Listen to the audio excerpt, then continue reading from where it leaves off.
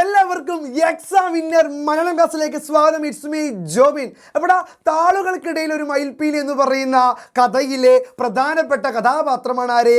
നമ്മുടെ നീലകണ്ഠൻ. അപ്പം നമുക്ക് പെട്ടെന്ന് നീലകണ്ഠൻ്റെ കഥാപാത്ര നിരൂപണം പഠിച്ചാലോ? കാരണം ഓണപരീക്ഷയ്ക്ക് ഉറപ്പായും നിങ്ങൾ ഈ ചോദ്യം കാണും. അപ്പോൾ എഴുതേണ്ട മക്കളെ, നമുക്ക് പെട്ടെന്ന് നോക്കാം. നീലകണ്ഠൻ കഥാപാത്ര നിരൂപണം. രണ്ട് കുട്ടികൾ തമ്മിലുള്ള സൗഹൃദ ബന്ധത്തിൻ്റെ ആഴം പ്രമേയമാക്കിക്കൊണ്ട് പ്രിയ എസ് എഴുതിയ ഹൃദയസ്പർശിയായ കഥയാണ് താളുകൾക്കിടയിൽ ഒരു മയിൽപ്പീലി, അല്ലേ? രണ്ട് കുട്ടികൾ തമ്മിലുള്ള ഹൃദയസ്പർശമായ സ്നേഹാനുഭൂതിയുടെ സൗഹൃദത്തിൻ്റെ കഥ ആവിഷ്കരിക്കുകയാണ് പ്രിയ എസ്. ഏത് കഥയിലൂടെ? താളുകൾക്കിടയിൽ ഒരു മയിൽപ്പീലി എന്ന കഥയിലൂടെ. ഈ കഥയിലെ പ്രധാനപ്പെട്ട രണ്ട് കഥാപാത്രങ്ങളാണ് നീലകണ്ഠനും അനുധാരയും, അല്ലേ? പ്രധാനപ്പെട്ട രണ്ട് കഥാപാത്രങ്ങളാണ് മക്കളെ, നീലകണ്ഠനും അനുധാരയും. സ്കൂൾ അധ്യയനത്തിൻ്റെ ഭൂരിഭാഗ ദിനങ്ങളിലും അസുഖം ബാധിച്ച് ആശുപത്രിവാസം ചെയ്യേണ്ടി വരുന്ന അനുധാരയുടെ ബാല്യത്തിൽ വെളിച്ചം വീശിയിരുന്ന കൂട്ടുകാരനാണ് നീലകണ്ഠൻ.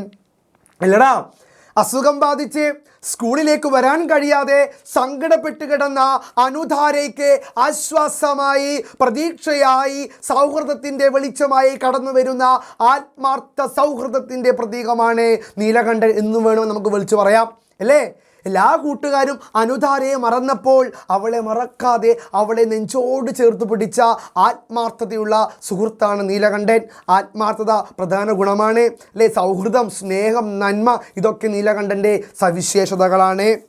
നീണ്ട ദിനങ്ങൾക്ക് ശേഷം സ്കൂളിലേക്ക് പോകുന്ന അനുധാരയെ കൂട്ടുകാർ പലരും മറന്നുപോയിരിക്കുന്നു, അല്ലേ? അനുധാരയെ കൂട്ടുകാർ പലതും മറന്നുപോയി. പക്ഷേ അവളെ മറക്കാതെ നെഞ്ചോട് ചേർത്ത് പിടിക്കുന്ന സുഹൃത്തായി ആര് മാറുന്നു? നമ്മുടെ നീലകണ്ഠൻ മാറുന്നു.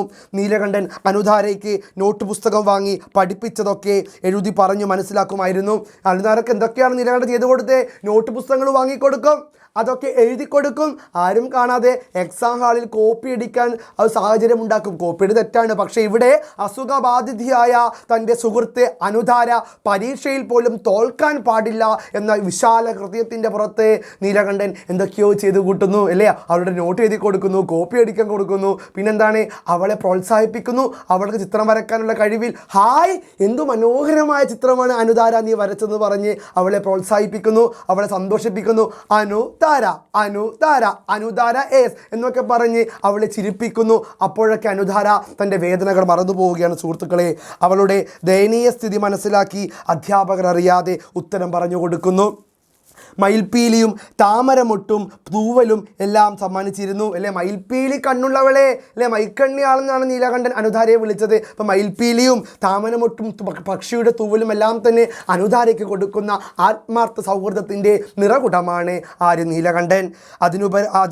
അതിനു പകരമായി അനുധാര താൻ വരച്ച ചിത്രങ്ങൾ നീലകണ്ഠൻ നൽകുമ്പോൾ നന്നായി പ്രോത്സാഹിപ്പിച്ചിരുന്നു, അല്ലേ? അനുധാരയ്ക്ക് ഓരോ ഗിഫ്റ്റ് കൊടുക്കും, മയിൽപ്പീലിയും തൂവലുമൊക്കെ. അപ്പം അനുധാര ആരും കാണാതെ നീലകണ്ഠൻ എന്ത് കൊടുക്കും? താൻ വരച്ച ചിത്രങ്ങളും കൊടുക്കും. പിന്നെന്താണ്? പല നിറത്തിലുള്ള വർണ്ണ പെൻസിലുകളും കൊടുക്കും നീലകണ്ഠന്, കളർ പെൻസിലുകൾ. പിന്നെയും തുടർന്ന് ചിത്രങ്ങൾ വരയ്ക്കാനുള്ള പ്രേരകമായി തീർന്നു ഇത്തരം അനുഭവങ്ങൾ.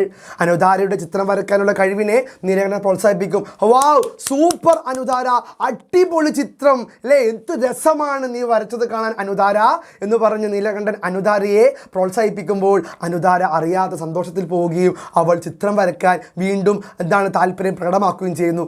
അങ്ങനെയല്ലടാ നല്ല സുഹൃത്തുക്കൾ സ്വന്തം കൂട്ടുകാരുടെ കഴിവുകൾ പ്രോത്സാഹിപ്പിക്കില്ലേ? അതാണ് ഇവിടെ അനുധാരയെ നീലകണ്ഠൻ ചെയ്യുന്നത്. അച്ഛനില്ലാത്ത കുട്ടിയായിരുന്നിട്ടും വീട്ടിൽ പഠന പ്രക്രിയയെ മുന്നോട്ട് നയിക്കാൻ ആരോരുമില്ലാതിരുന്നിട്ടും പഠനത്തോടുള്ള അഭിനിവേശം ജനിപ്പിച്ച് മുന്നേറാൻ നീലകണ്ഠന് കഴിഞ്ഞിരുന്നു, അല്ലേ? അച്ഛൻ മരിച്ചുപോയി, വീട്ടിൽ പഠിക്കാനുള്ള സാഹചര്യമില്ല, കഷ്ടപ്പാടാണ്. എന്നിട്ടും ക്ലാസ്സിൽ മിടുക്കനായി പഠിക്കാൻ ആർക്ക് സാധിച്ചു മക്കളെ? നമ്മുടെ നീലകണ്ഠന് സാധിച്ചു, അല്ലേ? മംഗലശ്ശേരി നീലകണ്ഠൻ എന്ന് പറയുന്നത് പോലെ നമ്മൾ നീലകണ്ഠന് സാധിച്ചു, അല്ലേ? ഒറ്റയ്ക്ക് വഴിവെട്ടി വന്നവനാന്ന് പറഞ്ഞൂടെ നീലകണ്ഠനെ? അതെ, സത്യത്തിൽ ഒറ്റയ്ക്ക് വഴിവെട്ടി വന്നവനാണ് നീലകണ്ഠൻ എന്ന് വേണം നമുക്ക് പറയാം. അച്ഛൻ മരിച്ചു പോയിട്ടും പഠിക്കാൻ സാഹചര്യം ഇല്ലാതിരുന്നിട്ടും നീലകണ്ഠൻ മിടുക്കനായി പഠിച്ചു. അത് ആ കഥാപാത്രത്തിൻ്റെ ഏറ്റവും വലിയ ഗുണമാണ് മക്കളെ. പിന്നെന്താണ് മക്കളെ പറയുന്നത്? മറക്കുന്ന അസുഖം വന്ന് പഠനം പോലും മുടങ്ങിയ നേരങ്ങളിൽ നിർമ്മമനായി ഉള്ളിൽ ദുഃഖമൊളിപ്പിക്കുന്ന നിർധന ബാല്യത്തിനുടമയായ വിദ്യാർത്ഥിയാണ് നീലകണ്ഠനിൽ കാണാൻ കഴിയുന്നത്. ഒടുക്കം പനി വന്ന് കണ്ണിൻ്റെ കാഴ്ച പോയിട്ടും തളരാതെ ഉള്ളിൽ വിഷമത്തിൻ്റെ കടൽ ഇരമ്പുകയായിരുന്നിട്ടും പുറമേ ഉള്ളവർ തൻ്റെ സങ്കടം കാണാതിരിക്കാൻ വേണ്ടി ഉള്ളിൽ കരയുകയും പുറത്തു ചിരിക്കുകയും ചെയ്യുന്ന നന്മയുള്ള വിശാലമായ ഹൃദയത്തിൻ്റെ ഉടമയായ നീലകണ്ഠനെയും നമുക്ക് ഈ പാഠഭാഗത്തിൽ കാണാം. അപ്പോൾ ആത്മാർത്ഥ സുഹൃത്തിൻ്റെ എന്താണ് ആത്മാർത്ഥ സുഹൃത്ത് എന്നതിൻ്റെ തെളിവാണ് നീലകണ്ഠൻ. നന്മയുള്ളവൻ, സ്നേഹമുള്ളവൻ, അച്ഛനും അമ്മയും അച്ഛൻ മരിച്ചു പോയിട്ടും പഠിച്ച് മുന്നേറിയവൻ, ഒറ്റക്ക് വഴിവെട്ടി വന്നവൻ, അനുധാരിയെ ചിരിപ്പിച്ചവൻ, എല്ലാവരും മറന്ന അനുധാരിയെ ഹൃദയത്തോട് ചേർത്ത് വെച്ച് സ്നേഹിച്ച സുഹൃത്ത്, ആത്മാർത്ഥ സൗഹൃദത്തിൻ്റെ നിറകുടം അല്ലേ, കഷ്ടപ്പാടിലും ജീവിതത്തിൻ്റെ സുഖം അനുഭവിച്ചവൻ, അവസാനം പനി വന്ന് കാഴ്ച നഷ്ടപ്പെട്ടിട്ടും ജീവിതത്തിൽ തോറ്റുപോകാതെ പ്രതീക്ഷയോടെ നടന്നു നീങ്ങിയവൻ. അപ്പം ഇത്രയൊക്കെ സവിശേഷത വെച്ചുകൊണ്ട് എൻ്റെ മക്കൾ എന്തു വേണം? നീലകണ്ഠൻ്റെ കഥാപാത്ര നിരൂപണം ഉഷാറാക്കി എഴുതു മക്കളെ. It's me Jobin from Exam Winner. By.